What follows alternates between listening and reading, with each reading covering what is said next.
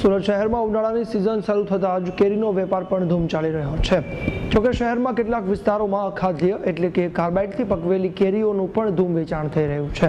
ત્યારે સુરત મહાનગરપાલિકાની આરોગ્ય ટીમ દ્વારા વિવિધ વિસ્તારોમાં દરોડા પાડી કાર્બાઇડથી પકવેલી કેરીઓનું વેચાણ કરનારાઓ સામે લાલાક કરી છે અને તે અંતર્ગત સુરત મહાનગરપાલિકાની ઉધના અને લિંબાયત ઝોન દ્વારા વિવિધ ટીમો બનાવી કાર્બાઇડથી પકવેલી કેરીઓ વેચનારા 94 ઈસમોને ઝડપી પાડી 54,000નો દંડ વસૂલ્યો છે। સુરત શહેરમાં ઘણા સમયથી અખાદ્ય ફ્રૂટ વેચવાની પ્રથા ચાલી રહી હોય તેમ લાગી રહ્યું છે। ત્યારે હાલ કેરીની સિઝનમાં વહેલી તકે રૂપિયા કમાવી લેવાની લહાઈમાં વેપારીઓ કાચી કેરીને કાર્બાઇડથી પકવી તેનું ધૂમ વેચાણ કરી રહ્યા છે।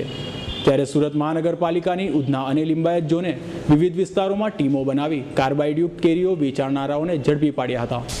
જેમાં ઉધના ઝોને 5 ટીમ બનાવી પાંડેસરા અને ઉધના વિસ્તારમાંથી દરોડા પાડી 94 ઈસમોને કાર્બાઇડયુક્ત કેરી વેચતા ઝડપી પાડ્યા હતા અને તેઓ પાસેથી 54,000નો દંડ વસૂલ્યો હતો। જ્યારે લિંબાયત ઝોન દ્વારા પણ કાર્બાઇડયુક્ત કેરીનો જથ્થો 1120 કિલો અને 16 કિલો કાર્બાઇડ મળી 49,500ની મત્તા કબજે કરવામાં આવી હતી। બિન આરોગ્યપ્રદ કેરીનો જથ્થો જે કાર્બાઇડથી પકવામાં આવે છે તેને ઝુંબેશરૂપી કામગીરી આજે કરવામાં આવેલ હતી।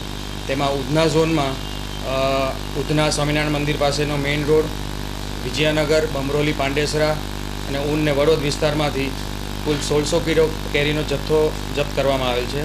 એમાં 43 કિલો જેટલું કાર્બાઇડ પકડેલું છે અને 44 ઈસમો પાસેથી 5,100 રૂપિયાનો વહીવટી પરચુરણ ખર્ચ વસૂલવામાં આવે છે।